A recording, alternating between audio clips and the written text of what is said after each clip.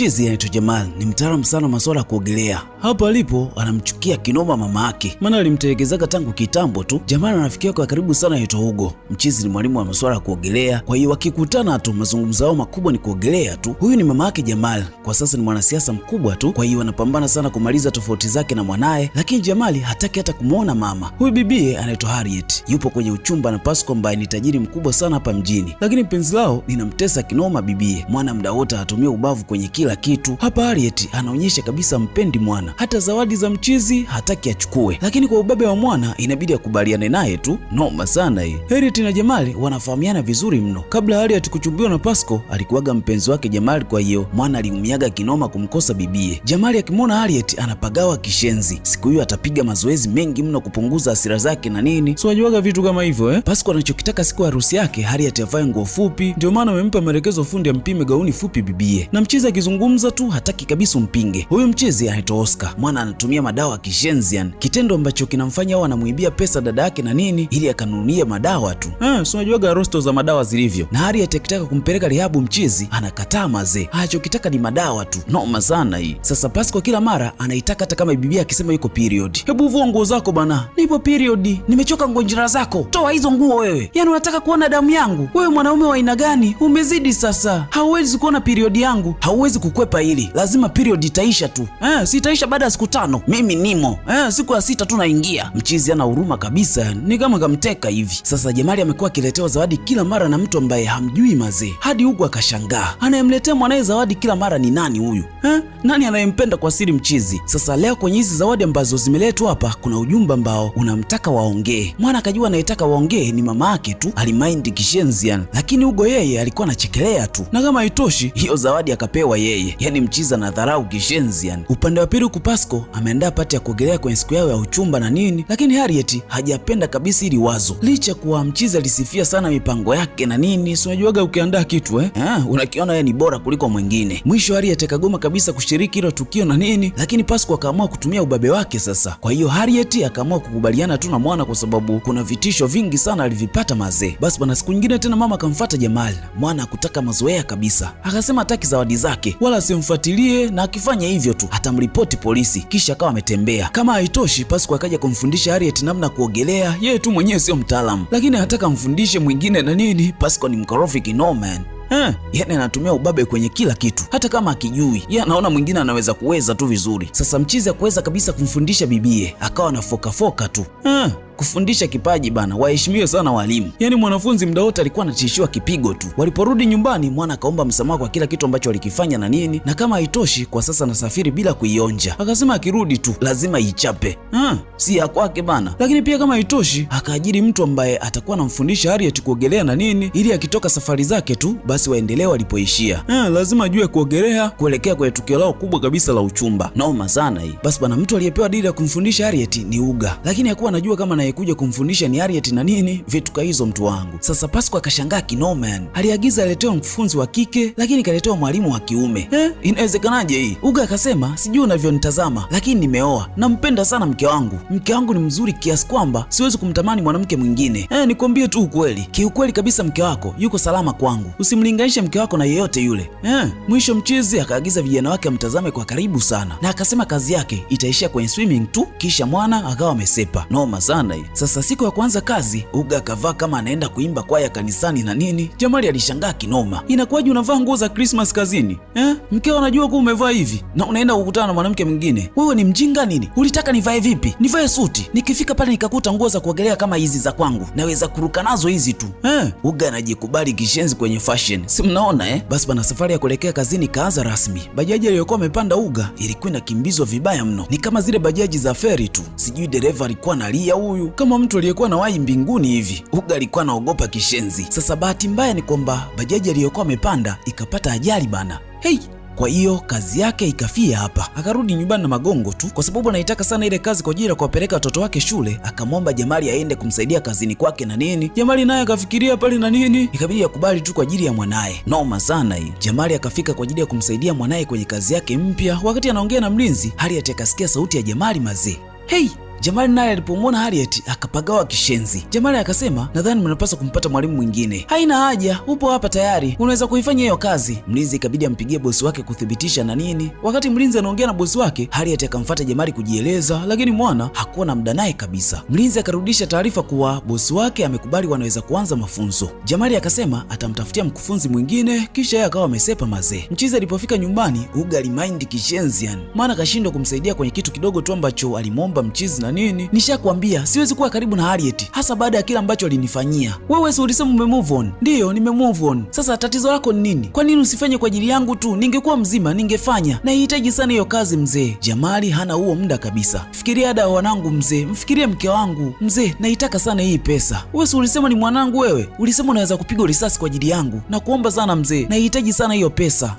Maneno ya Uga yakamfanya arudi kuifanya ile kazi Jamal, japo ilikuwa kishingo upande na nini, lakini lazima msaidie tu mshikaji wake. Noma sana hii. Harriet alifurahi kinoma alipomwona Jamali mazee. Mwana akasema amerudi kwa ajili ya rafiki yake tu, na hapa yupo kikazi tu, hakuna kitu kingine zaidi.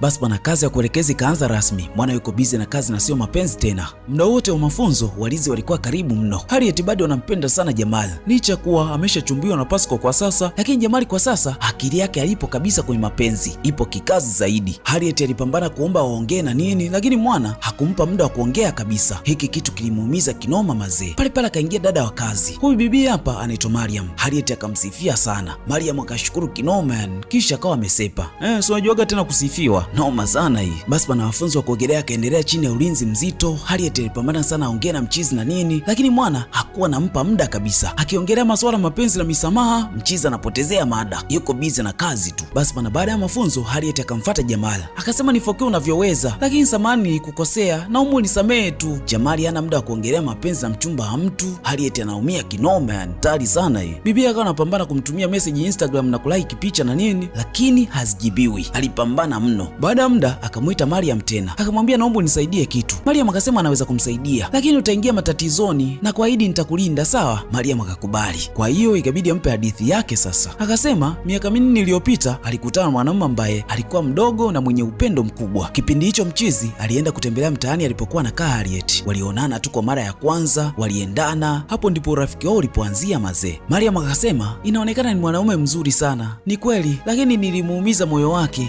Kwa nini? Unajua nimekuwa nikijiuliza swali kama hili kila siku. Harriet akasema alikuwa kijana na mjinga. Nilimuumiza mwanaume mzuri, napaswa kufanya kitu kurekebisha hiki. Mariam akasema kila mtu humu ndani anajua wewe huna furaha. Bibi harusi siku zote anakuwaga na shauku, lakini wewe hauna kabisa. Harriet akasema nisaidie kurekebisha hili tafadhali. Unataka nifanye nini sasa? Harriet akasema Jamali akija kumfundisha amwambie anaumwa, kwa hiyo hawezi kujifunza leo. Kama haitoshi, Mariam akamfuatilia mwana jua anapoishi mazee. Basi bwana, Jamali akafika mtaani kwake bila kujua Mariam anamtazama kwa nyuma mazee. Usiku ulipoingia, Harriet ikabidi atoroke akiwa amevalia mavazi ya dada wa kazi. Nyumbi na walinzi kila kona mazee, kwa hiyo alikuwa makini sana kujificha. Sasa mlinzi wa getini akahisi pengine kuna mtu amejificha hapa, lakini bahati nzuri ni kwamba Maria akamsaidia, akampamba mlinzi kwa maneno na nini, huku Harriet alikuwa anatoroka mazee.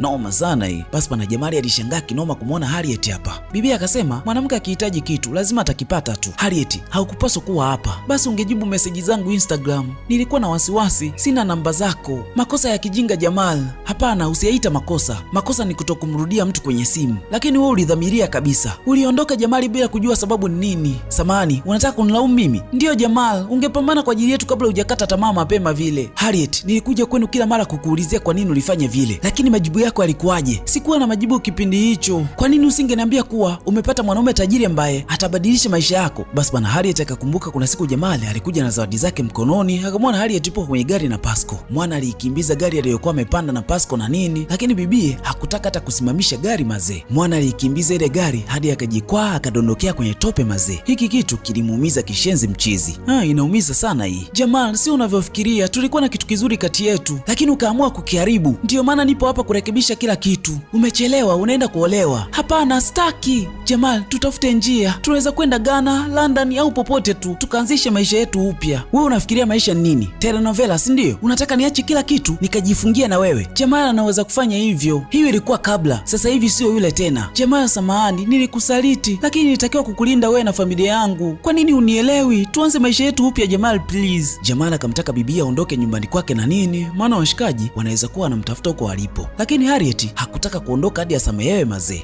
Hey, naoma sana hii. Mwisho Harriet akarudi nyumbani na nini, na mtu aliyekuwa anampiga tagi alikuwa ni Mariam. Basi bana, siku ya kwanza kila kitu kilienda poa kabisa, hakuna aliyeshtukia mchongo na nini, naoma sana mazee. Basi bana, Jamali akaendelea na zoezi la kumfundisha Harriet na nini. Wakati huo kila kitu kipo vizuri kabisa. Kama haitoshi, wakawa wanaongea na simu muda wote unaambiwa. Kwa sasa Harriet anampenda kinoma Mariam, maana akampambania kinoma hadi kufikia hapa alipo. Kama haitoshi, kutoroka kwenye kasri ukawa utaratibu wa Harriet. Kila siku usiku lazima aje maskani kwa Jamali mazee. Basi vibe ni kubwa mno. Sasa chanzo cha Harriet kukubali kuolewa na Pasco ni kuwa kaka yake Oscar ni mraibu wa dawa za kulevya na alikuwa ni mtu wa kubeti sana. Kwa hiyo ikafika hatua akakopa kwa Pasco. Alikopa pesa nyingi sana. Pasco alikuwa anaenda kumuua kabisa Oscar. Alikuwa anampiga kiasi kwamba kidogo amtoe jicho. Alitutishia kutumaliza kama tukishirikisha polisi. Lakini kama haitoshi, akatupa mwezi mmoja tu tulipe pesa zake zote. Ningefanya nini sasa? Zile pesa ningetoa wapi? Nilikuwa mfanyakazi wa kawaida tu wa baa. Alisikia kuhusu wewe, akaniambia atakuua pia nikikuambia. Ungesema nikusaidie. Unisaidie vipi? Ulikuwa mwanafunzi wa kawaida tu. Haukuwa na hizo pesa. Haijalishi, tulikuwa kwenye mahusiano. Matatizo yako ni yangu pia. Nilijua napatia, nilijua na kulinda. Nilifikiri umempenda kwa sababu ana pesa. Unanijua vizuri zaidi ya hapo. Nilifanya kila kazi ili nimlipe, lakini haikuwezekana. Pressure ilikuwa kubwa sana. Harriet aliomba sana msamaha kwa Jamali na nini. Afadhali mchizi kajua sababu za kuachwa sasa, Lakini hakutaka kabisa kufanya chochote na Harriet, yote kwa sababu tu yeye ni mchumba wa mtu bado. Mchizi anaheshima kinoma.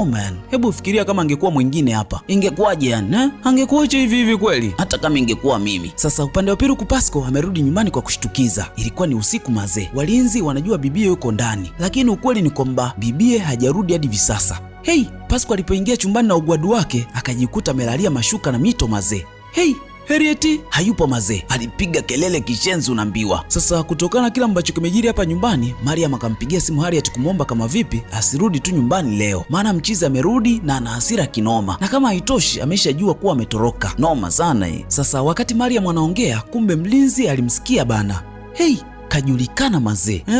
Noma sana hii. Upande wa pili kwa Harriet na wasiwasi kinoma yani. Pasco ni mtu hatari sana unaambiwa. Anaweza kumfanyia umafia muda wote ule. Sasa atafanya nini hapa? Jamali akabaki kuwa mfariji wake tu mkubwa. Noma sana hii. Huku Mariam amebananishwa kinoma yani. Mwana anataka kujua mke wake yuko wapi. Mariam kujibu ndo kipengele sasa. Sasa siku iliyofuata masela wanataka kutoroka, maana hawawezi kuendelea kukaa hili eneo na nini. Lakini kabla hawajatoroka, pale vijana wa Pasco wakawa wametia mguu. Hey, Uga alikimbia kama ana akili nzuri vile. Mapambano makali yakazuka kati ya Jamal na vijana wa Pasco. Masela wakambeba Harriet kisha kuondoka naye mazee. Uga yeye anajitetea peke yake tu, hana ushikaji kwenye ngumi kabisa. Jamal alipambana kinoma, lakini Masela washapata wanachokitaka na nini, wakampa kisu kimoja cha shingo Jamal. Hey, mama yake Jamal akapata taarifa mazee, alipaniki kishenzi. Nani kafanya hivyo? Akasema anataka kila aliyehusika kamatwe. Kisha akaelekea hospitali kumwona mwanaye. Upande wa pili huku Mariam, Harriet na Oscar wapo chini ya ulinzi mkali mno. Pasco akasema hakuna mahali watajificha hapa duniani asijue. Yani yana vijana kila mahali. Pale akaletewa taarifa kuwa mkufunzi wa mke wake alikuwa ni mwanaye. Hey, kumbe aliagiza vijana wakampiga mwanaye. Noma sana hii. Upande wa pili Jamali baada ya kupata fahamu, mama akamtaka mwanaye aende akaishi naye kwake na nini, lakini mchizi akagoma. Jamali akasema kama unataka hilo litokee na umu nitafutie Harriet. Mama akasema atamtafuta Harriet na atamleta kwake. Sasa kutokana na nguvu za kisiasa ambazo wanazo mama yake, alifanikiwa kumletea Harriet mwanaye na nini. Noma sana mazee. Siku zote wanasema upendo wa kweli haufi. Unapitia changamoto tu, lakini utaendelea kusimama imara. Nikwambie tu kwamba kwenye maisha yako yote hakikisha unampambania yule mpendaye. Usikubali kuishi kifungoni wakati furaha yako iko mahali. Mama alipambana kinoma hadi akamkamatisha Pasco na nini. Kwa hiyo hadi hapa masela wapo huru na penzi lao. Kama haitoshi, Harriet akamtaka sana mchizi amsamehe mama yake, maana amepambana sana kwa ajili yake. Kama sio yeye, hili penzi wangelisikia tu. Kweli bana, Jamali akaja kumuuliza mama yake kwa nini aliondoka bila taarifa. Mama akasema, nilitaka kuondoka na wewe, lakini baba yako asingeruhusu. Kwa nini uliondoka? Nilipata wito kuwasaidia watu wangu, lakini baba yako hakuniruhusu, maana anachukia sana siasa. Asingeweza kuruhusu mke wake awe mwanasiasa. Tungekuwa tunapigana kila siku. Kwa hiyo ikabidi niondoke tu. Samahani, kila mtoto anahitaji malezi ya mama yake. Haukurudi hata kuniona. Nilikuwa nakuja kukuona shuleni kila siku na nilijikuta kwenye matatizo baada ya baba yako kuleta nilichokuwa nafanya nyuma. Nikapoteza kesi. Ulifanya nini? Nilikuwa nauza mwili wangu kwa ajili ya pesa. Mimi sio mama bora, lakini amini nakupenda. Jamali alilalamika kinoma, lakini mwisho mama na mwanaye wakasameheana. Jamali akauliza, ulikutana vipi na Pasco wewe? Tulikutana bichi na alikuwa anakuja ofisini kwangu kila mara. Basi bana Mwisho wa siku Jamal na Harriet wakaja kutangaza rasmi kuwa wanaingia kwenye ndoa mazee. Basi shangwe lilikuwa kubwa mno. Kama haitoshi, Oscar naye akaja kumwomba msamaha Harriet kwa kila kitu alichokifanya na nini. Bibie naye akamsamehe tu ndugu yake na nini. Vitu hizo mtu wangu. Na huo ndo kama mwisho tambala hili mtu wangu linaitwa In His Arms. Mimi naitwa Rio na hii ni Zurua TV. Usiache kusubscribe, kucomment, kushare na kubonyeza alama kengele ili uwe sehemu ya familia hii kubwa. Hadi wakati mwingine.